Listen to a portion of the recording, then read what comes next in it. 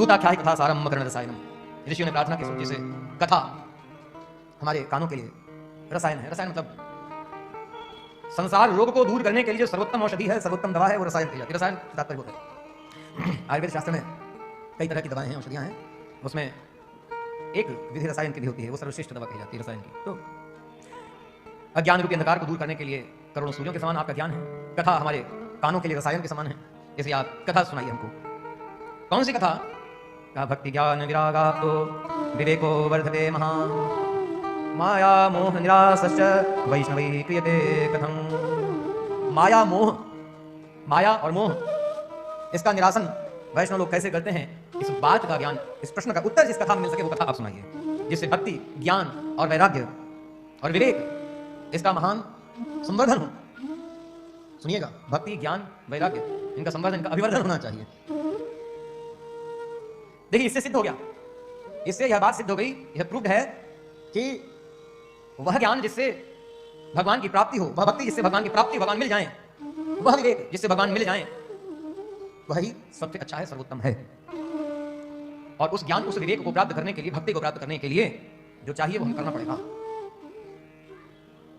जैसे कोई एस्ट्रोनॉट बनना चाहता है, कोई साइंटिस्ट बनना चाहता है, कोई मैथमेटिशियन बनना चाहता है, तो उसको क्या पढ़ना पड़ेगा?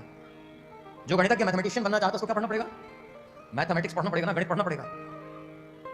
जो हृदय रोग विशेषज्ञ कार्डियोलॉजिस्ट बनना चाहता है उसको क्या पढ़ना पड़ेगा? शरीर विज्ञान के साथ साथ उसको विशेष रूप से हृदय के विषय को भी जानना पड़ेगा, और उसमें ही उसको विशेषज्ञता तब मिल पाएगी। तब यह समझने की बात है कि वह ज्ञान, वह विवेक, वह भक्ति जिससे भगवान की प्राप्ति हो, उसको प्राप्त करने के लिए भक्ति ज्ञान वैराग्य इन सब का अभिवर्धन करने वाले विषय को ही हमें पढ़ना और सुनना चाहिए। अर्थात उस कथा को सुनना चाहिए जिससे, कथा मतलब जो कहा गया है, उस कथा को सुनना चाहिए जिससे भक्ति ज्ञान वैराग्य हमारे अंदर आवे, भगवान के प्रति प्रेम हो, भगवान की चरण शरण होने की इच्छा मन में हो, और भगवान की चरण शरण होकर के भगवान की सेवा अच्छे प्रकार से कर सके, तो अच्छे प्रकार से कैसे करना है इस बात का ज्ञान भी तो चाहिए। तो आप समझ सकते हैं कि श्रीमद् भागवत कथा है किस लिए, इस प्रश्न में ही समझ में आ रहा है। और सारा ज्ञान जो है वो किस लिए, सारी विद्या किस लिए है? भगवान की प्राप्ति। भगवान की प्राप्ति कैसे होगी? इस शरीर से वह साधन वह कर्म किया जा सकता है, और भगवान की शरणागति की जा सकती है, भगवान से प्रेम किया जा सकता है, भगवान की सेवा की जा सकती है। लेकिन शरीर को चलाने के लिए आहार भोजन की, वस्त्र की, घर मकान की, सबकी जरूरत है, लेकिन कितना, जितने से हमारा जीवन अच्छी प्रकार से चल सके।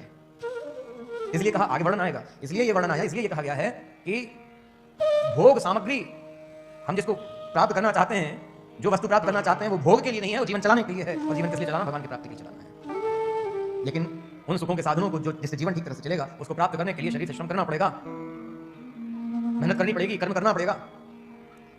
लेकिन हो ये जाता है कि कर्म करते करते करते उस कर्म में ही लिप्तता होती जाती है, कर्म से प्राप्त होने वाले फलों को भोगने में ही लिप्तता होती जाती है। बस यही गड़बड़ी हो जाती है जीवात्मा से, और इसमें सहयोगी माया मोह होते हैं। इसलिए कहा माया मोह निरासश्च वैष्णवी क्रियते कथम। इस तरह विनय पूर्वक प्रश्न कर रहे हैं। और एक और बात का समाधान यहां हो जाएगा। अब समय अनुमति नहीं दे रहा है, आज विलंब से आरंभ जरूर हुआ है, लेकिन समय मर्यादा में ही आज विराम करेंगे, कल आगे की महात्म्य और फिर कथा होगी। हमें लगता है कि कुछ एक विषयों पर विशेष रूप से प्रकाश डाला जाना चाहिए, जिससे आज जो लोगों की दशा हो रही है उससे आप शायद थोड़ा बच पाएंगे।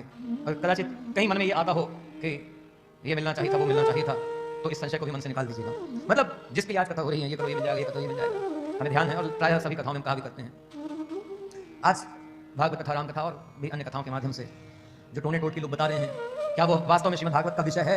इस पर चिंतन करना चाहिए वक्ताओं को भी और श्रोताओं को भी।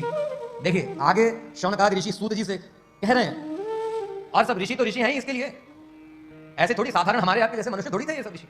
इन्होंने सब देखा हुआ था, भूतकाल जानते थे, देखे हुए थे, वर्तमान भी देखे थे, भविष्य भी देख रहे थे। हम लोगों की दशा इन्होंने पहले से देखी हुई थी, इसलिए कहा सूत जी से, चिंतामणिर्लोक सुखम सुरद्रु स्वर्ग संपदम।